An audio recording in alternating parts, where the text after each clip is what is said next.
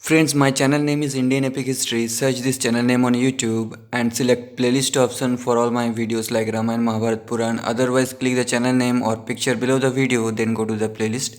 This is Bori Critical Valmiki Ramayan book Ayodhya Kand chapter 66. He did not see his father there in his father's residence. To see his mother, Bharata went to his mother's residence. Kaikeyi saw that her son, who had been away, had arrived. Delighted in her mind, she leapt up from her golden seat. The one with Dharma in his soul entered his own house, which was devoid of all signs of prosperity. On seeing his mother, Bharata touched her auspicious feet. She embraced the illustrious one and inhaled the fragrance of his head. Placing Bharata on her lap, she started to question him. How many nights have passed since you left the Aryaka's residence? Having swiftly come on a chariot, are you not exhausted? Is Aryaka well? How is Yudhajit, your maternal uncle? O son, was your residence there happy? Tell me everything. Kaikeyi asked this question to her beloved son of the king. The lotus-eyed Bharata told his mother everything that he had been asked. This is the seventh night since I left Aryaka's residence. My mother's father is well, and so is Yudhajit, my maternal uncle. The king, the scorcher of enemies, gave me riches and jewels as gifts. However, my companions became exhausted along the way, and I arrived ahead of them. I came quickly because the messengers conveyed the king's message. O mother, you should answer what I wish to ask you. This gold decorated bed used for lying down, it is empty. The people of the Ishwaku lineage do not seem to be happy to me. The king is usually here in my mother's residence. I do not see him here now. I came here to meet him. I wish to touch my father's feet. Tell me what I am asking you. I see, perhaps he is there in my eldest mother Kausalya's residence. At this, Kaikeyi told him the terrible and disagreeable news as if she was recounting something pleasant. She told him what she knew, but he did not about how she was confounded by her greed for the kingdom. Your father has confronted the end that is attained by all living creatures. Bharata followed Dharma and was born in a noble and auspicious lineage. Hearing these words, afflicted by great grief on account of his father, he suddenly fell down on the ground. He was extremely miserable on account of his father's death and was senseless with grief. His senses, a will, and distracted, the immensely energetic one lamented. In earlier times, this extremely beautiful bed of my father's used to be radiant. Deprived of the intelligent one, that is the reason it does not shine any longer. She saw that the one who was like a god was afflicted and had fallen down on the ground. She raised the afflicted one and addressed him in these words: Arise, O immensely illustrious prince, why are you lying down? Arise, those like you, rewarded in the assemblies of men, do not grieve in this way. Writhing around on the ground, he wept for a long time, afflicted by many kinds of grief. He replied to his mother, I thought that the king was going to consecrate Rama or that he had decided to perform a sacrifice. Having thought in this way, I cheerfully undertook this journey. Everything has turned out to be the opposite and my mind is shattered. I do not see my father, who was always engaged in my welfare. O mother, before I return, what disease did my father die of? Tell me that quickly. My elder Rama, whose deeds are unblemished, is like a father now.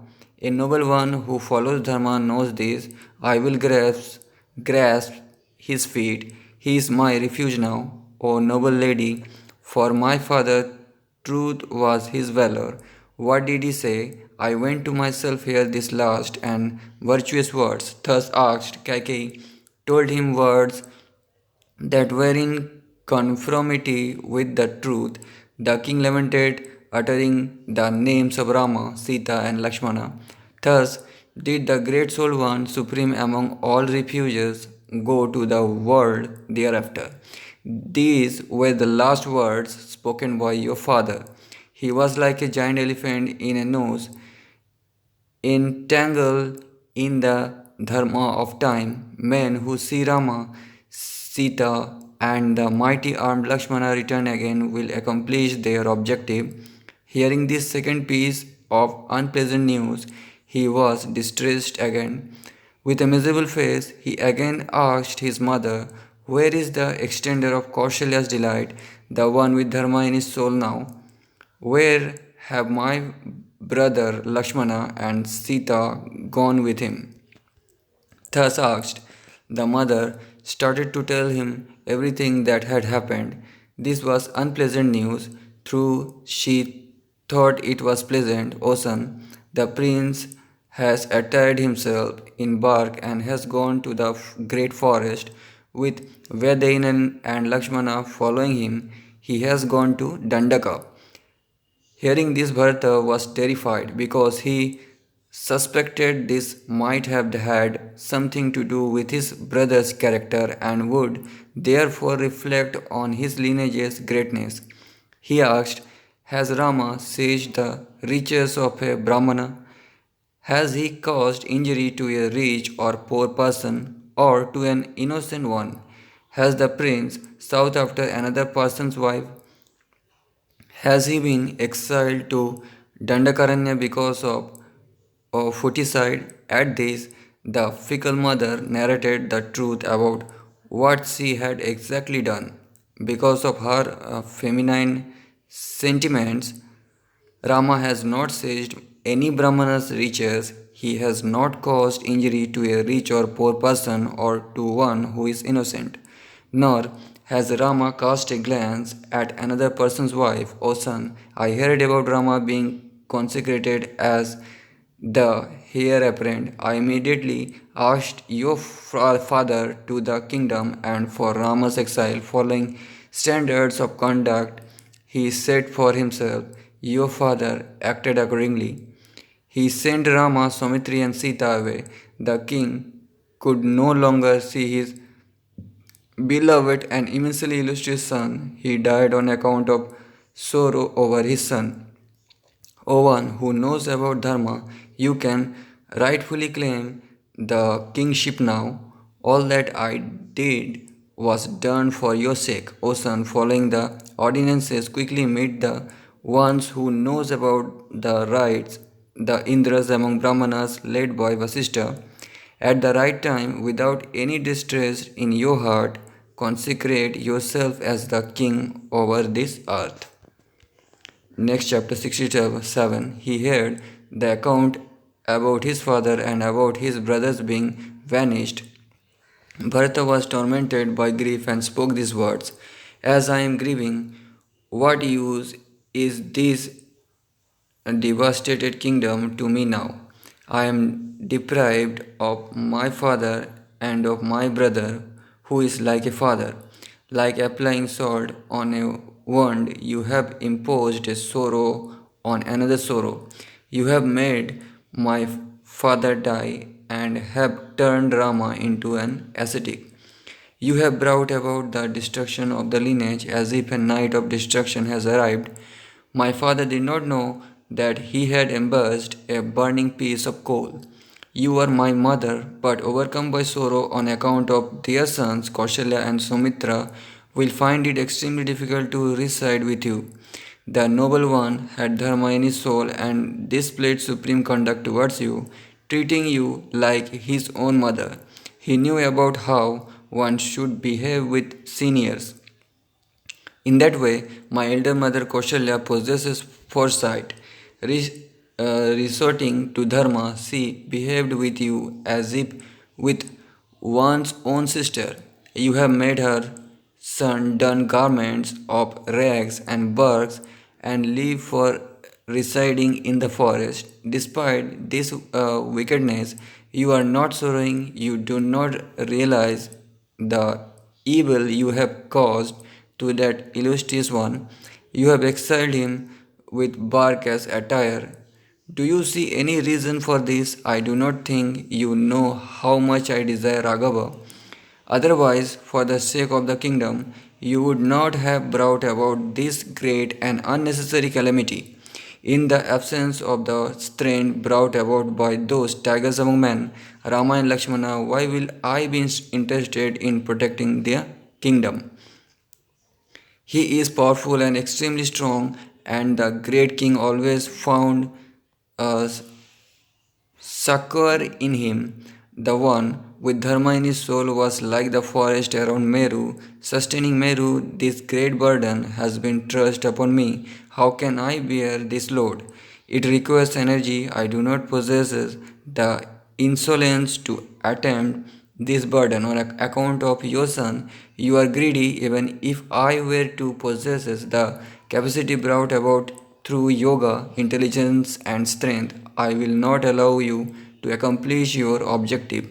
I will bring back my brother, who is loved by his relatives from the forest.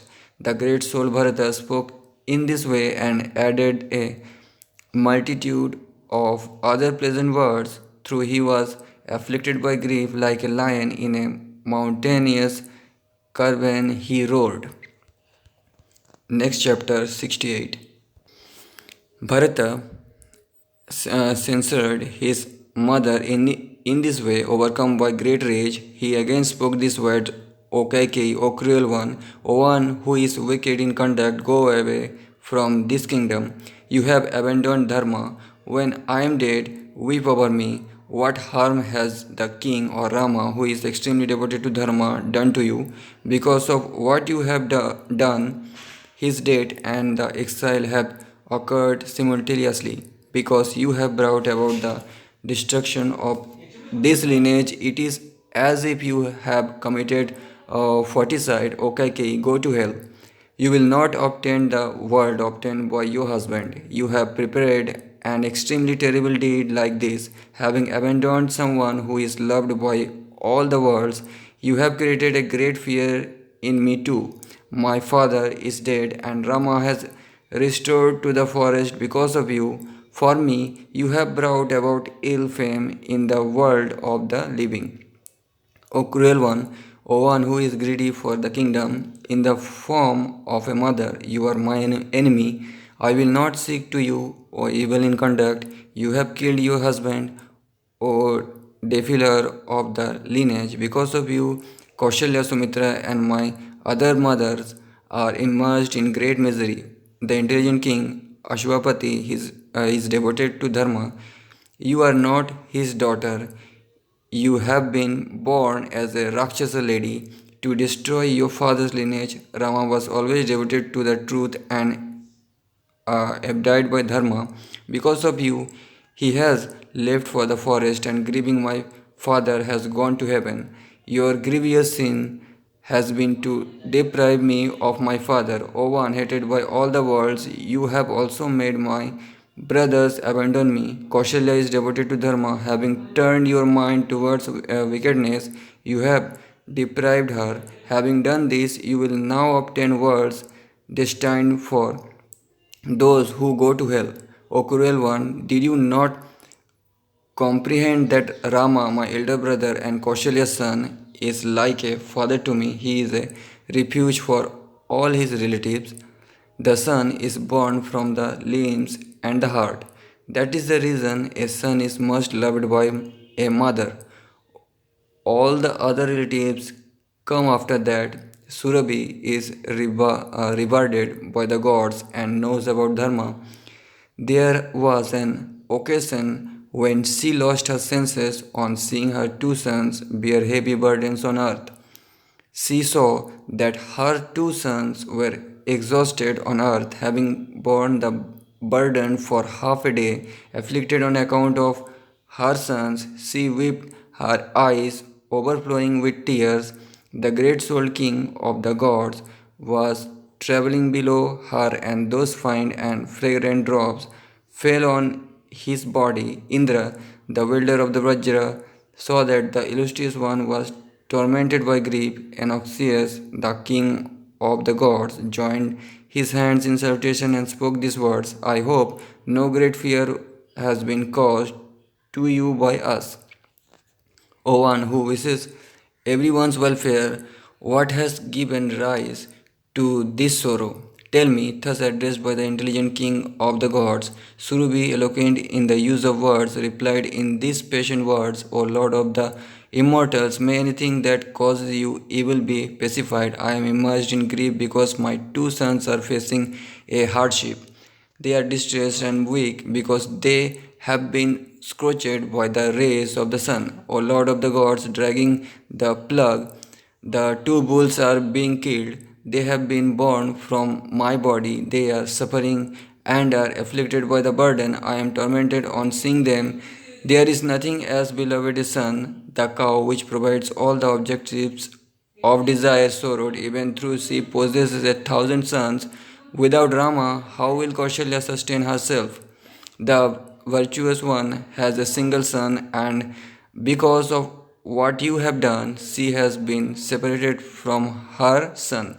Therefore, you will always suffer from grief in this world and in the world hereafter. I will do everything that needs to be done for my father and compensate my brother by enhancing his fame. There is no doubt about this. I will bring back Kaushalya's immensely radiant son. I will myself go to the forest that is frequented by the hermits, like an elephant in the forest which has been predated by a javelin or a goad. He fell down angrily on the ground and sighted like a serpent. His eyes were red and his clothing was disheveled. All his ornaments were thrown around. The king's son, scorched of enemies, fell down on the ground like a standards of Sachi's concert once the festival is over. Next chapter 67, 69.